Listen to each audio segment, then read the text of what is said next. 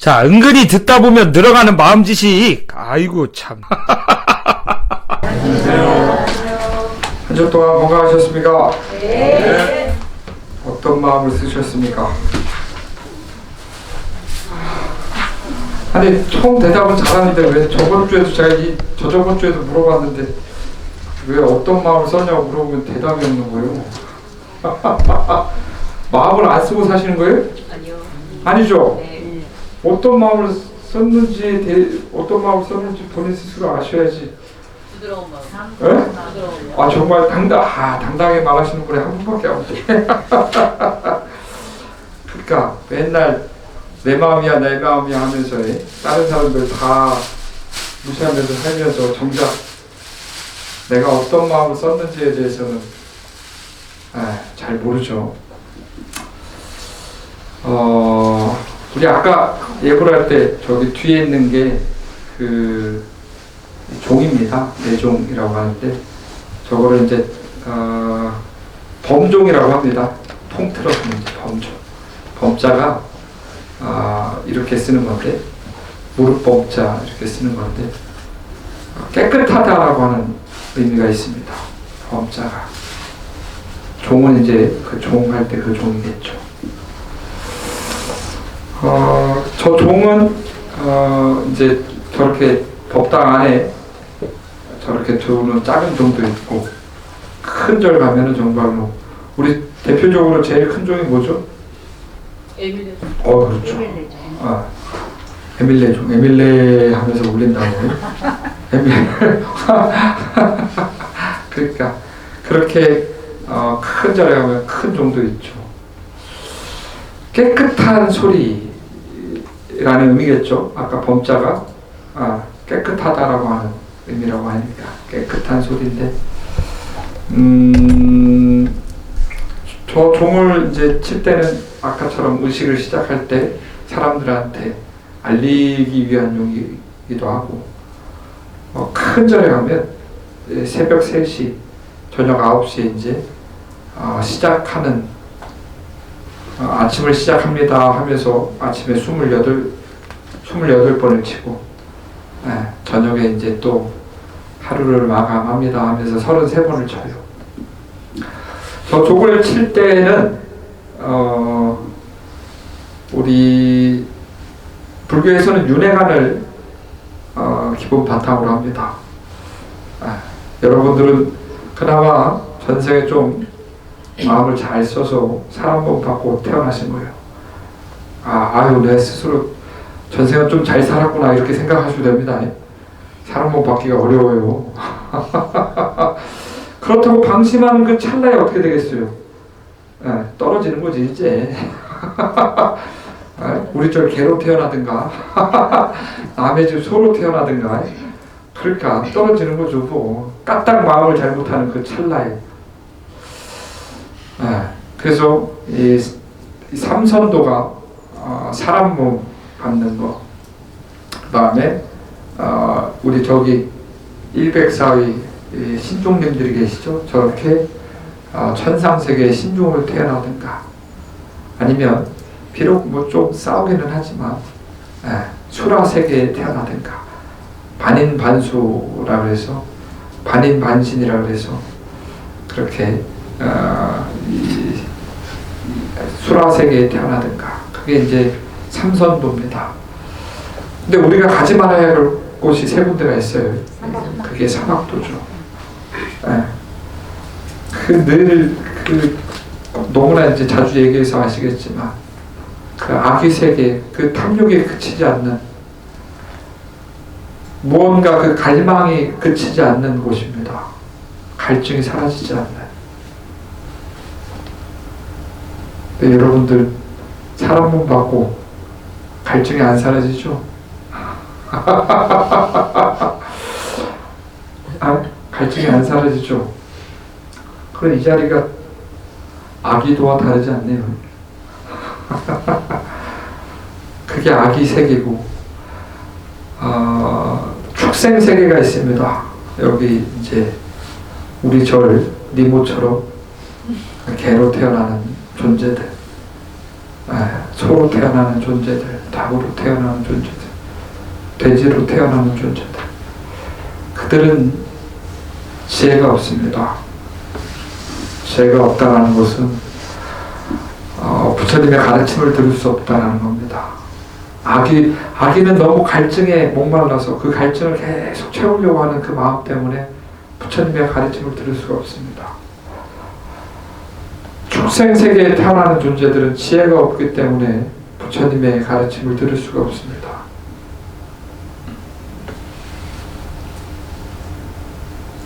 여러분들 살면서 부처님의 마음을 안 내면 축생세계랑 다름이 없겠네요.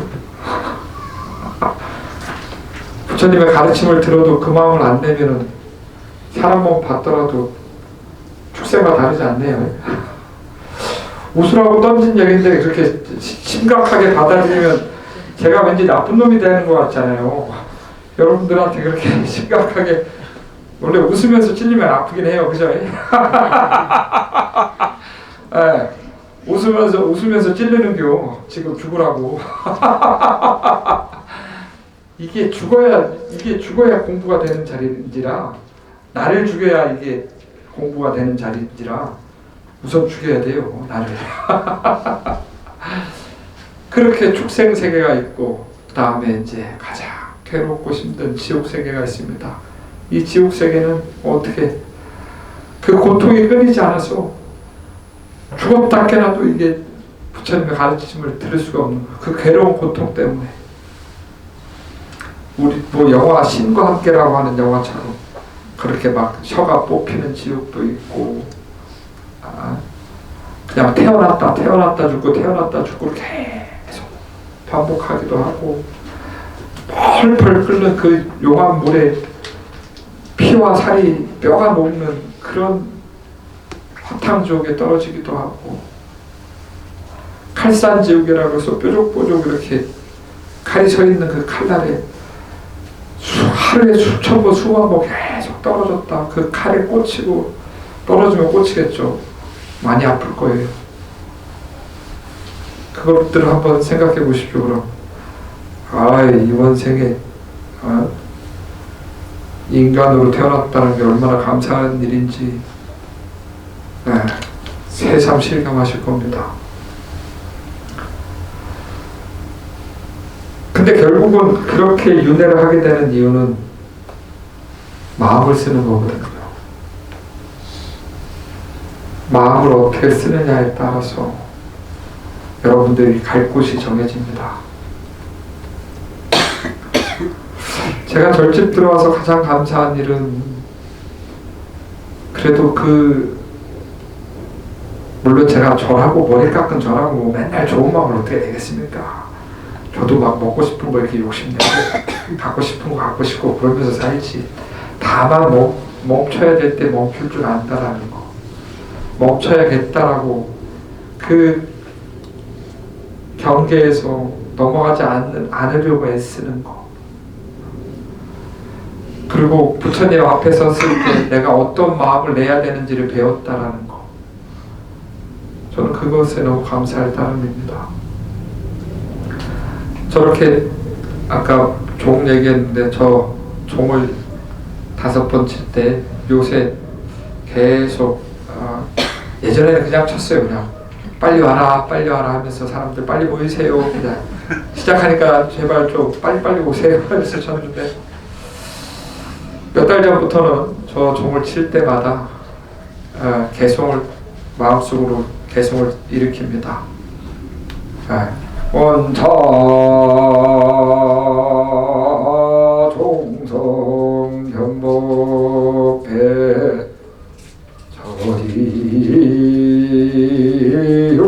저희요함 즐개며 삼도이고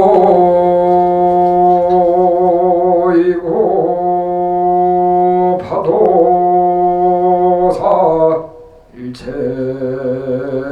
중생 남정각 원차종성 원컨대 원아홉건대 부처님이시여, 이 종소리가 변법계, 법계 두루 퍼져서 법계 두루 하여 법계라고 하는 일체 존재가 일어났다 사라지는 그 모든 유의법의 세계, 모든 존재의 세계입니다. 우리가 사는 이 지구상뿐만 아니라 우주 삼라만상에 일어났다 사라지는 그 모든 세계가 다 법계입니다.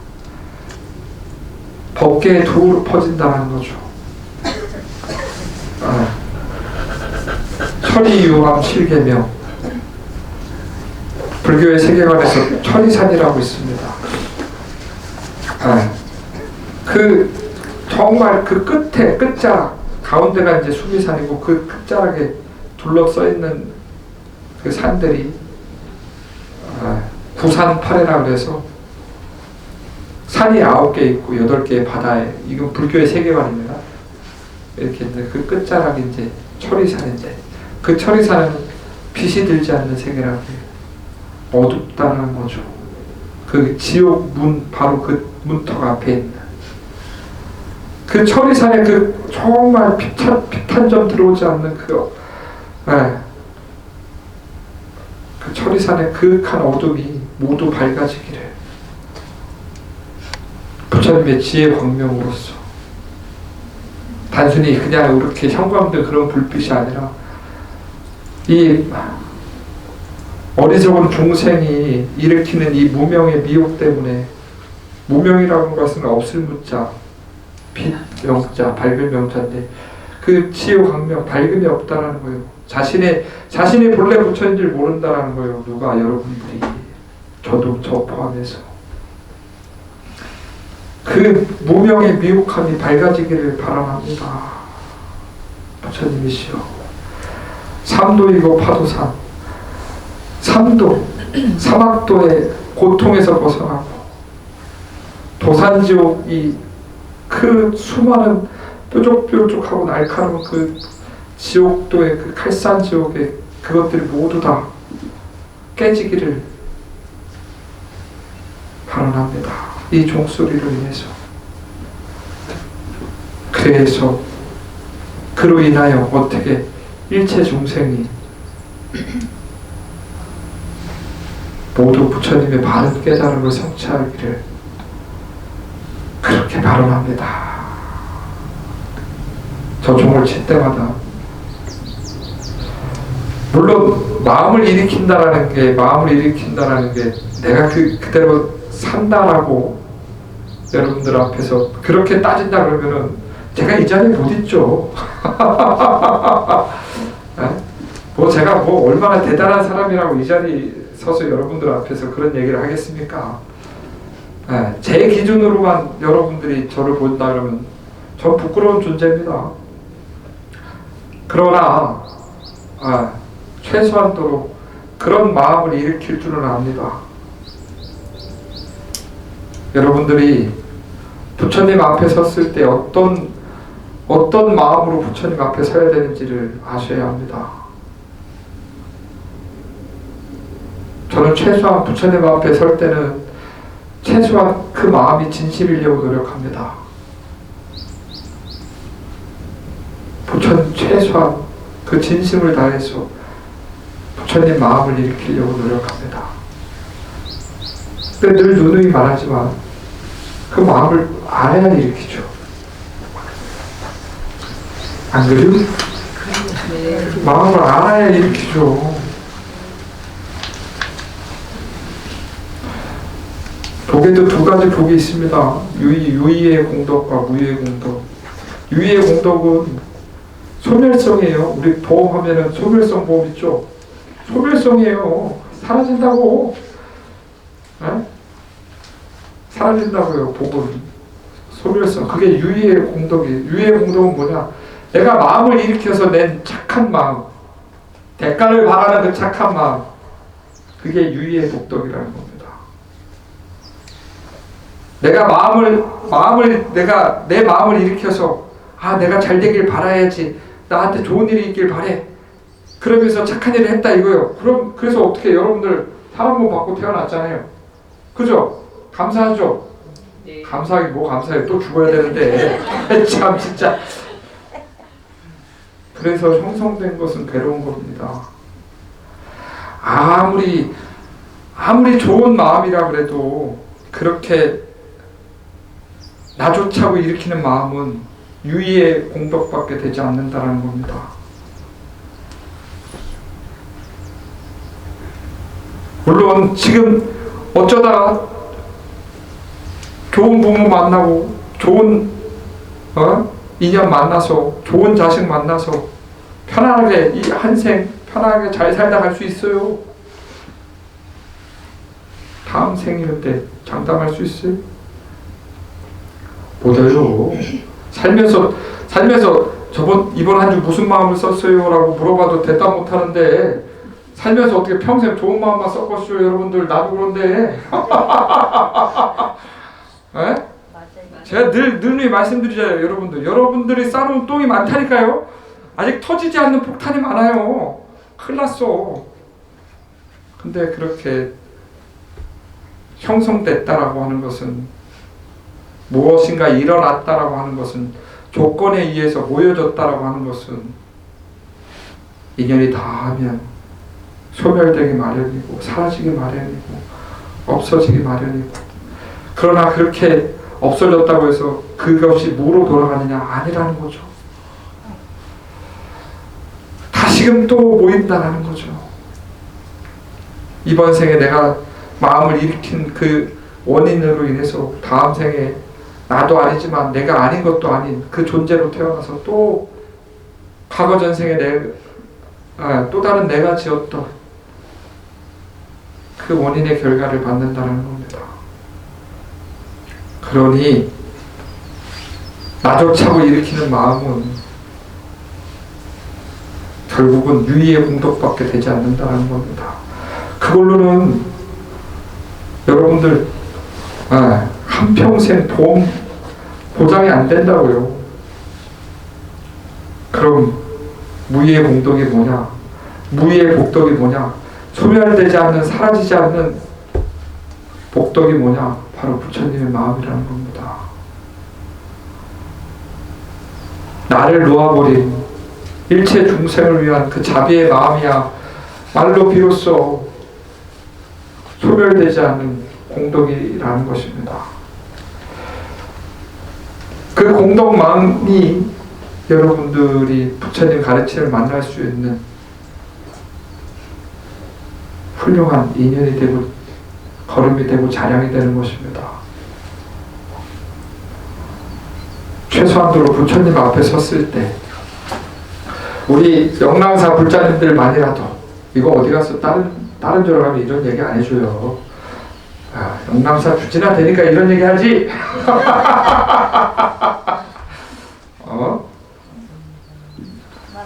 그러니까 최소한도로 우리 영랑사 불자만이라도 이 영랑사 대웅전 오셨을 때 부처님 앞에서 그 진실된 마음을 한번 내시라고요. 정말 간절하고 지극하게 한번 일으킨 그 마음이 여러분들의 좋은 인연을 가져다 줄 것입니다.